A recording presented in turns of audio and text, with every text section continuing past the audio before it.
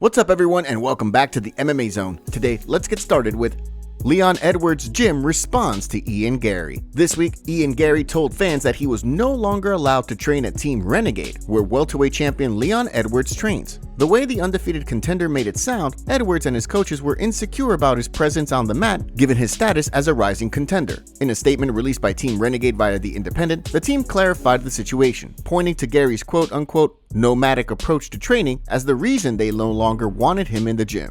Sometimes, the coaches allow fighters to come in from the outside, but this is very much a privilege and not the norm. If the coaches feel it's not adding to the team's culture, a fighter is refused entrance. Ian Garry's more nomadic approach to preparation has given him great results, but it's not in line with what we are creating at Team Renegade. As Garry prepares for his upcoming UFC 296 clash with Vicente Luque, it's unclear whether he will tie himself to one gym or continue traveling the world training with various teams. Although Team Renegade's statement shot down the notion that Garry's status as a rising contender was problematic, with a win over Luque, he could find himself in a position to compete against a top 5 ranked opponent given the hype surrounding him, meaning a clash with Leon Edwards could be on the horizon if he continues to win. Next up, let's take a look at Dillon Danis meeting with Dana White for UFC contract. Since losing to Logan Paul, Dillon Danis has maintained that he will be signing with the UFC after being released by Bellator MMA. Of course, Danis has very limited MMA experience, with just 2 professional fights to his name, leading many, including Brendan Schaub, to believe that he has little chance of getting signed with the promotion. Despite that, during a recent appearance on One Night with Steiny, Danis revealed that he actually has a meeting lined up with UFC CEO Dana White, indicating that he may wind up landing with the promotion after all, in a shocking move that's sure to create buzz. Yeah, you want to go back to UFC? We're supposed to have a meeting this week. We haven't talked exactly, but he's going to be back in Vegas, I think, this week. But he's in Dubai right now, so we're just going to work on that. I mean, I think people know that. I think he knows that. I think people around him are telling that. So, given that Danis is primarily a grappler, he unsurprisingly stated that he wants to get back to MMA rather than pursue another boxing match. Since undergoing 2 knee surgeries, Danis has yet to return to the cage, with it now being 4 years since he competed in a professional MMA bout. Next, let's take a look at Jon Jones breaks silence after surgery. After being forced to undergo surgery to repair a torn pectoral muscle, Jon Jones has broken his silence on the injury and the future. While fans feared that the injury would force Jones to the sideline for over a year, reports have indicated that the heavyweight champ could return in as little as 8 months if everything goes according to plan. In a post made on social media, Jones addressed the injury, while also teasing fans about the future, writing, "I hate the hard times, hate adversity, but love being a man that gets to represent tenacity and refusing to quit. I believe even my haters have a hard time not betting on me. I'm not a man to count out. Best days are still to come." The last line caught the attention of fans, who were quick to wonder whether or not the heavyweight champ was still planning to retire after his fight with Stipe Miocic. Jones himself had previously said that one final fight at Madison Square Garden would be the perfect way to end his career, with Gordon Ryan also recently writing that he was honored to be a part of Jones's final camp. The caption was then edited to remove the indication that it would be Jones's last fight, leading fans to wonder whether he would consider fighting longer. After Jones's withdrawal from UFC 295, however, Tom Aspinall revealed that the expectation was that he and Sergey Pavlovich would likely fight for the vacant heavyweight title in the future, with the UFC expecting a double retirement from both Jones and Miocic at UFC 295. Given Jones's recent post about the best being yet to come, it'll be interesting to see whether he looks to unify the heavyweight title against the winner of the UFC 295 Pavlovich vs. Aspinall clash after he returns and fights Stipe Miocic. Next, let's take a look at Michael Bisping sends message to Justin Gaethje. In the wake of Islam Makhachev's victory over Alexander Volkanovski, recently minted BMF Justin Gaethje was quick to make his case for a title shot. The highlight explained that with his withdrawal from UFC 294, Charles Oliveira missed his chance to reclaim gold. At the post-fight press conference for the event, UFC CEO Dana White made it clear that the next fight for Makhachev would likely be the rematch with Oliveira, leaving Gaethje with a tough decision. On one hand, he can sit on the sidelines for Oliveira's cut to heal up, and the rematch between he and Makhachev to take place before cashing in on his title shot. On the other hand, he could accept the fight in the meantime against a high-profile fighter such as Max Holloway. The way Michael Bisping sees things, Gaethje needs to remain active so that he doesn't get forgotten about. The Hall of Famer spoke in a video for his YouTube channel. Sign me up. Justin Gaethje, Max Holloway, BMF belt, make some more history, defend the BMF belt. He will be the first person ever to defend the BMF belt. I mean, that's a pretty cool thing. Listen, we know that that's kind of a made-up belt for promotion purposes, but it's cool and the fans dig it, and I love it. Why not? Come on, defend the BMF against Max Holloway, and in the meantime, Charles Oliveira, Islam Makhachev, they go to war.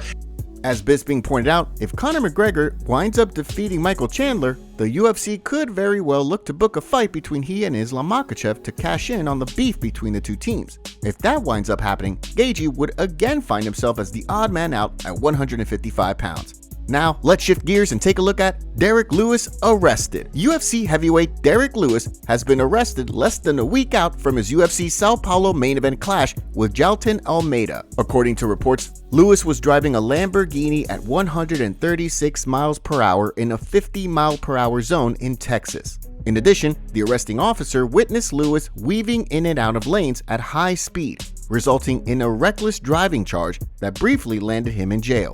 According to an ABC report, Lewis was given a quote, $100 personal recognizance bond before being released from custody.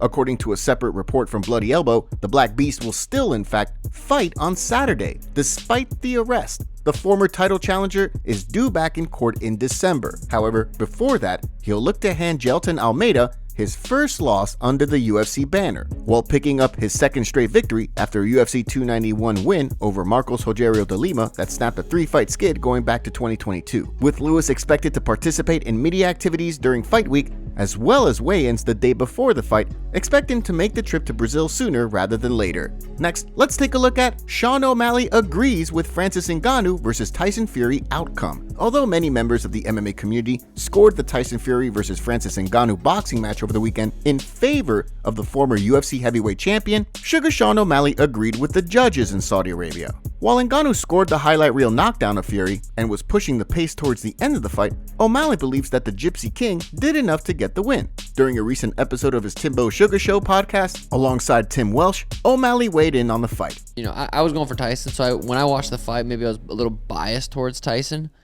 I thought he won the fight.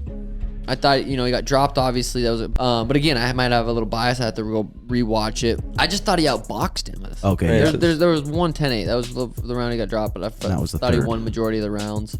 Although O'Malley has expressed a desire to box, he also stated that the UFC doesn't want to let him do so. The way UFC veteran Dan Hardy sees things, the promotion is going to do everything in its power to prevent other fighters from following in Ngannou's footsteps. He spoke on the MMA Hour this week. You know, if you look at someone like a Sean O'Malley or a Jon Jones, he doesn't want to take that risk. You know, you remember when he took Chuck Liddell over to Pride and Rampage beat him up? It's that kind of burned him, I feel, and he's been very, very reluctant to risk breaking his toys in other people's promotions.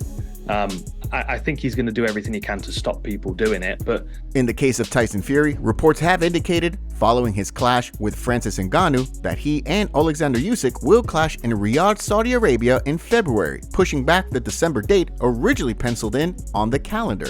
With Ngannou in discussions for an MMA bout with Deontay Wilder, it'll be interesting to see if the Predator and the Gypsy King clash inside the ring again in the future. Khabib's UFC contract leaked during lawsuit. The UFC antitrust lawsuits have shed light on a number of the promotion's business practices. As the legal process continues, Khabib Nurmagomedov's second UFC contract has been made public. According to documents, the Eagles signed a deal in December of 2013 prior to his clash with Rafael dos Anjos the following year, and shortly after his UFC 165 win over Pat Healy, his fifth with the promotion. As per the deal, during a 4-fight stretch, Nurmagomedov fought for as little as $21,000 to show and $21,000 to win, before then finally renegotiating his contract for his UFC 219 clash with Edson Barboza. After previously earning $30,000 to show and $30,000 to win, Nurmagomedov's confirmed pay for his dominant performance against Barboza saw him paid $80,000 to show and $80,000 to win, indicating that he must have renegotiated his deal prior to the fight.